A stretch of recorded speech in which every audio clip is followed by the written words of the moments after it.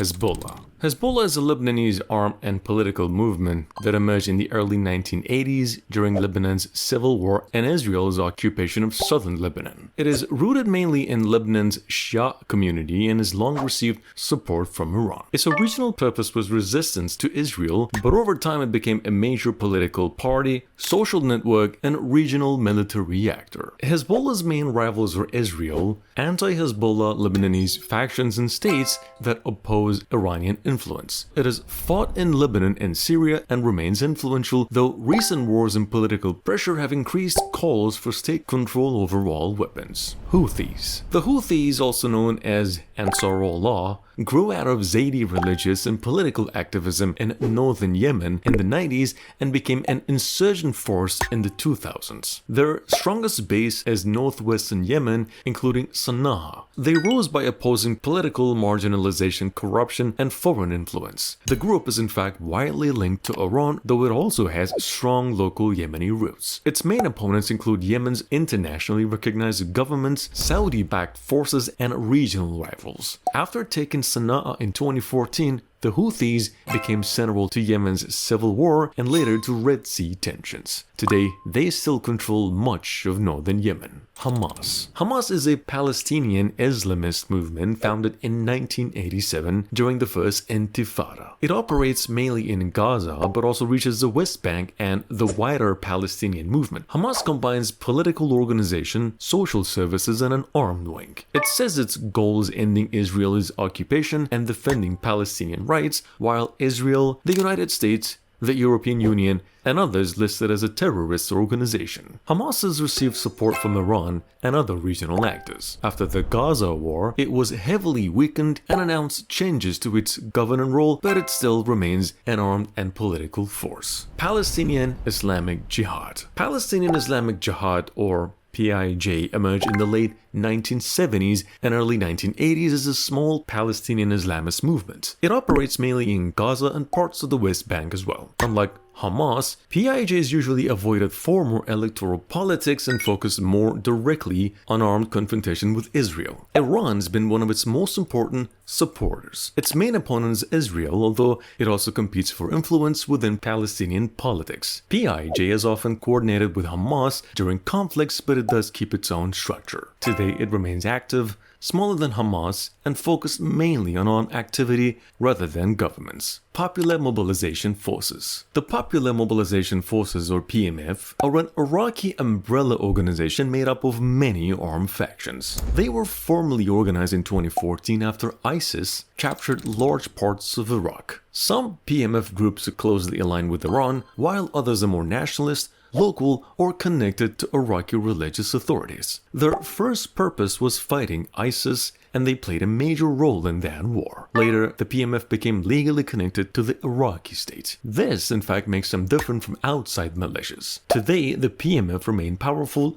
but their autonomy, weapons, and relationship with the Iraqi government are still debated. Kataib Hezbollah. Kataib Hezbollah is one of the most prominent Iran-aligned Iraqi armed groups. It emerged after the 2003 US-led invasion of Iraq and became known for opposing the American military presence and supporting Iran's regional network. It later then joined the anti-ISIS campaign under the PMF umbrella while keeping its own identity and leadership. Its main opponents have included US forces, ISIS, and actors seen as hostile to Iran's allies. The group has also been linked to Syria and regional confrontations. Today, Kataib Hezbollah remains one of Iraq's hardline factions, while Baghdad faces pressure to bring armed groups under tighter state control. Asaib Ahl al-Haq, often called AAH, developed during the Iraq War after splitting from the Sadrist movements. It became a major Shia armed group with close ties to Iran. Like Kataib Hezbollah, it actually fought US forces and later joined the war against ISIS. But AAH also built a strong political side as well, with social influence and parliamentary presence. This makes it in fact both an armed faction and a political actor. Its rivals include US-aligned forces, ISIS, Iraqi critics of militia power, and factions competing inside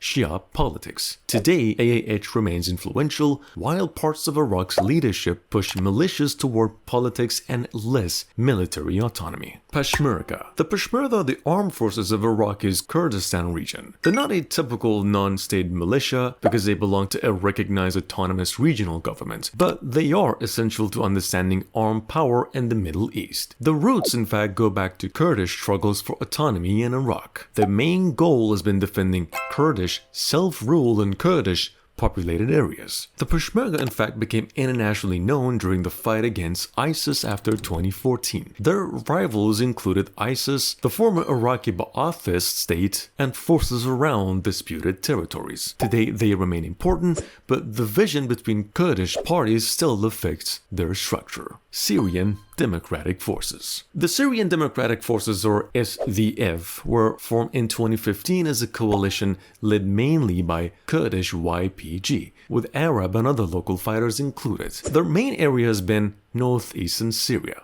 The SDF's central role was fighting ISIS with support from the United States. Politically, the group became tied to the autonomous administration in northeast Syria. Turkey views the YPG as linked to the PKK, while the SDF presents itself as a Syrian force focused on local defense and anti-ISIS work. After the fall of Assad, the SDF ended talks over integration into Syria's new state structure. Its final status remains uncertain.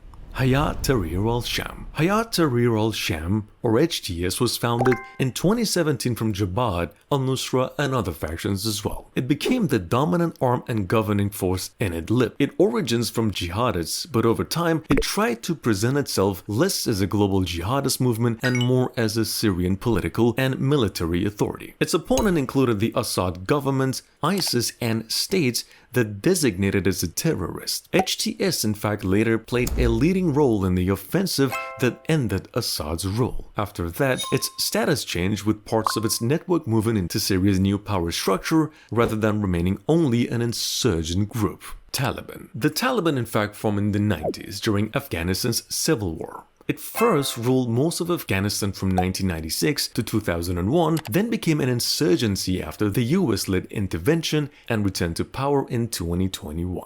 The Taliban is not usually described as a Middle Eastern group in the narrow geographic sense, but it matters in the wider regional landscape of Islamist armed movements. Its ideology is conservative Islamist, and its main goal has been control of Afghanistan under Islamic rule. Its main enemies included the former Afghan government, US-led forces, and ISIS-K. Today, the Taliban is Afghanistan's de facto government. PKK and YPG. The PKK was founded in 1978 and began an armed insurgency against the Turkish state in 1984. Its original goal was Kurdish independence, though later it shifted toward broader Kurdish rights and autonomy. Turkey, the United States, and the European Union have listed the PKK as a terrorist organization. In 2025, the PKK announced that it would dissolve and end its armed struggle, but its legacy still shapes security politics in Turkey, Iraq, and Syria. The YGP is a Syrian Kurdish force and the core of the SDF. Turkey sees it as part of the PKK network, while the YPG and SDF describe it as a Syrian local defense force. IRGC-linked groups. IRGC-linked groups are not one organization, but a network of armed actors connected in different ways to Iran's Islamic Revolutionary Guard Corps, especially the Quds Force. This network includes Lebanese Hezbollah, some Iraqi factions, parts of the Syrian armed landscape, and other groups aligned with Iran's regional strategy. Their shared language often centers on resistance